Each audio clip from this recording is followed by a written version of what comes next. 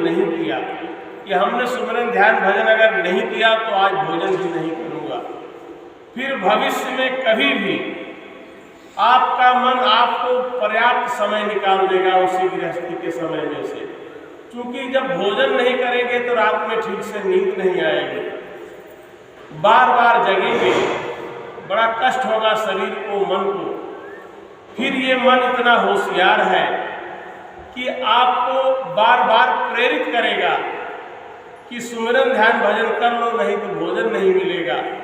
तो आपको जब प्रेरित करेगा तो आप सुमिरन ध्यान भजन अवश्य कर लेंगे। साथियों, ये संत मत की साधना जीवात्मा को जगाने की साधना है, अपने मूल को प्राप्त करने की साधना है। अगर इस दिशा में हम आप थोड़ा से विचार कर लें तो बड़ा सरल, बड़ा सहज है।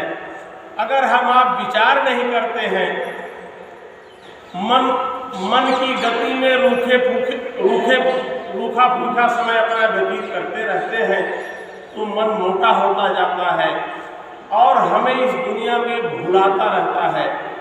हमें आपको करना कुछ नहीं है, जो इस दुनिया में हमको आपको मन ने भुला रखा है, अपनी समझदारी से गुरु से प्रेरणा लेकर इसी मन को, चूंकि मन की गति बहुत तेज है, इसी मन को साधना की दिशा में उपयोग करने की जरूरत है।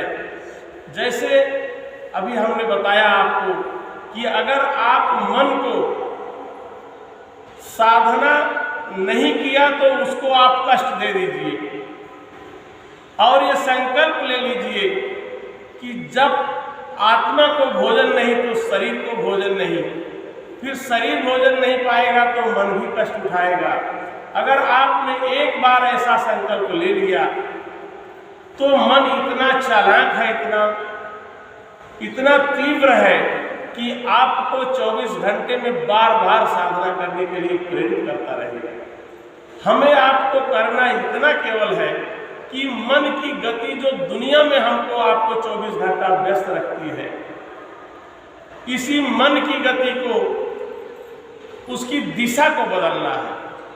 जो हमको आपको 24 घंटा दौड़ा रहा है इस संसार में, अगर ये दौड़ाते दौड़ाते इतना दौड़ा दिया कि हम आप दुनिया में भूल गए कि हम कहीं और के रहने वाले हैं जिसके लिए हमें आपको साधना करने की जरूरत थी और उसकी वजह से हम आज भोजन नहीं करेंगे तो हमारे शरीर को कष्ट मिलेगा, मन को कष्ट मिलेगा।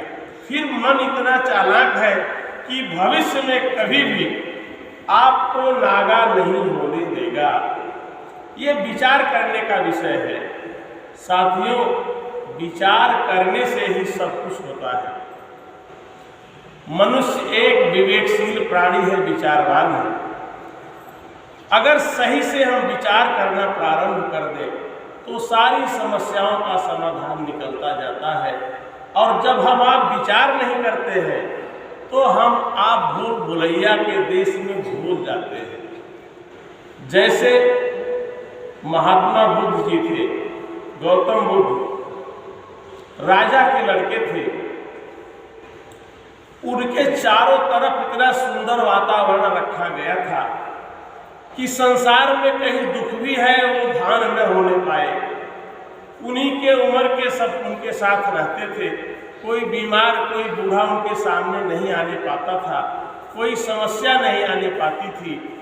धीरे धीरे समय बीत गया और वो नौजवान हो गए, शादी हो गई, एक बच्चा भी पैदा हो गया। क्योंकि बचपन में ज्योतिषी ने हाथ देखकर बताया था कि ये बच्चा या तो चक्रवर्ती राजा बनेगा या तो बहुत बड़ा योगी सन्यासी बनेगा। उनके पिता सुद्धोधन जी चाहते थे कि मेरा लड़का चक्रवर्ती राजा बने, न कि सन्यासी बने। इसलिए उन्होंने ऐसा वातावरण बना रखा था कि वो राजा बनने की दिशा में ही डेवलप हो जाए।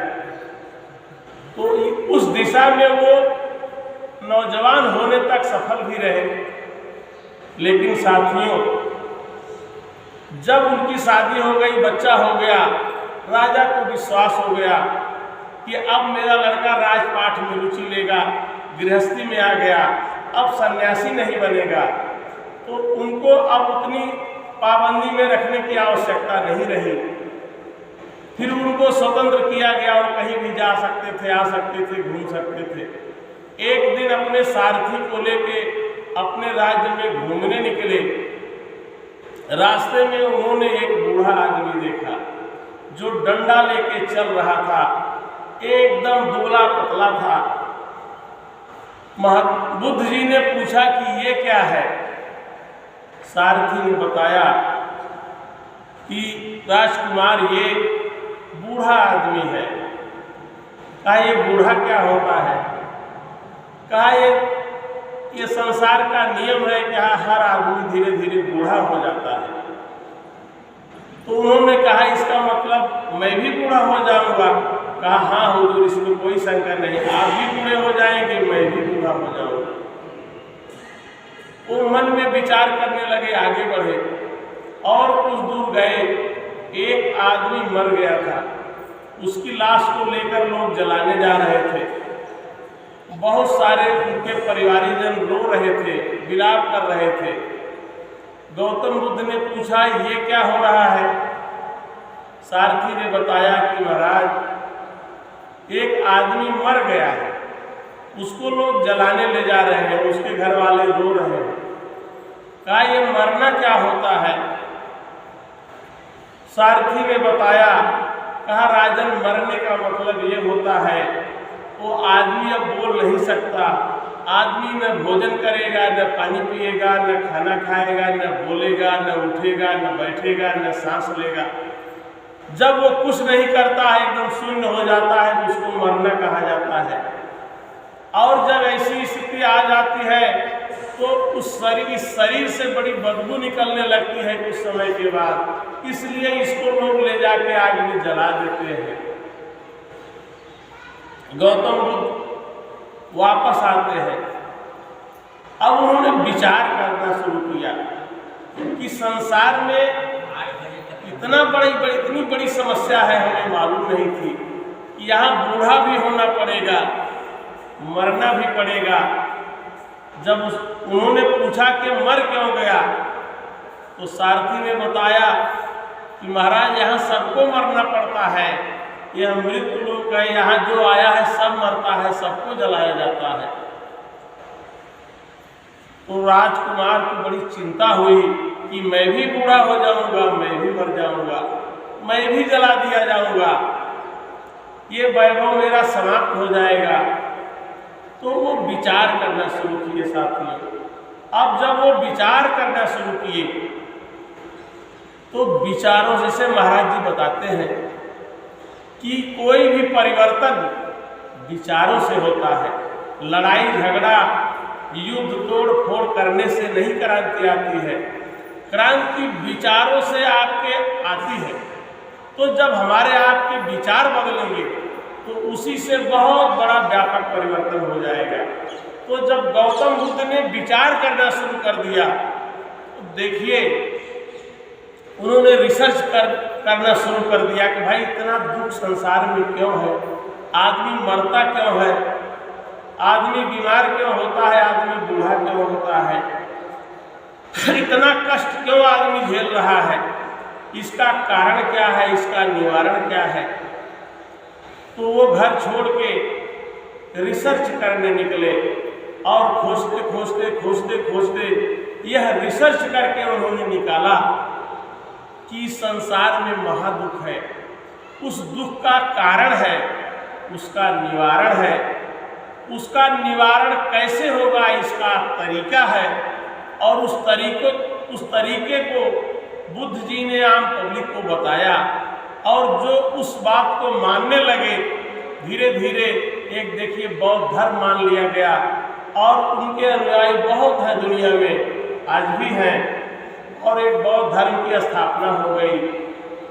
तो कहने का मतलब जब हम आप विचार करेंगे कि 24 घंटे में हमने आपने क्या किया, गुरु महाराज ने तो इतनी मेहनत किया, हमको आपको जगाने के लिए क्या क्या नहीं किया, आखिर उनकी बातों पे हम कितना चल रहे हैं, इसको हमको आपको रोज विचार करना चाहिए। अपने 24 घंटे का मूल्यांकन शाम को बैठ के जरूर कर लेना चाहिए। और जब आप विचार करेंगे, अपना मूल्यांकन करेंगे, तो यह निश्चित है कि आप सही दिशा में सोचने लगेंगे, सही दिशा में सारे कार्य करने लगेंगे और आप साधना में कभी नागा नहीं करेंगे। गुरु महाराज का या आश्रम का जो आदेश संदेश है, उसकी दिशा में हम आप प्रवृत्त हो जाएंगे और हमारा आपका जीवन सार्थक हो जाएगा। ये गुरु महाराज ने इतनी बड़ी क्रांति पैदा किया। किस चीज की क्रांति? विचारों की क्रांति। जैसे गौतम बुद्ध विचार करने लगे तो परिवर्तन हो गया उनके दिमाग में, उनकी जिंदगी बदल गई, उनका जीवन सार्थक हो गया। इसी तरह से गुरु महाराज हमको आपको प्रेरणा देते रहे, महाराज जी प्रेरणा दे रहे हैं कि हम आप सही दिशा में विचार करना प्रारंभ कर दें। हमको प्रतिदिन अपने विचारों में परिवर्तन आना चाहिए। विचारों में, सोच में जब आप विचार करेंगे, उसमें नई नई चीजें आएंगी। सत्संग में आएंगे जाएंगे, नई नई दृष्टि मिलती रहेगी। तो सत्संग में आते जाते रहने से हमारे विचारों में व्यापक परिवर्तन होता है और ये परिवर्तन एक दिन हमको आपको असली मुकाम तक पहुंचा देता है कि हमारी जिंदगी की जो सार्थकता है, मानव तन की जो उपयोगिता है, वो सिद्ध हो जाएगी। हमारा आपका जीवन सार्थक हो जाएगा। साथियों, ये बहुत अच्छा लगा कि आप सब लोगों ने ध्यान से सुना और हम लोग भी अब यात्रा में हैं, थोड़ा से वाराणसी जा रहे हैं। तो अब इसी के साथ हम अपनी वाणी को विराम देते हैं। अब बोलिए जय। एक हम प्रार्थना बोल दे रहे हैं, सब लोग दोहरा दीजिए। बस कार्यक्रम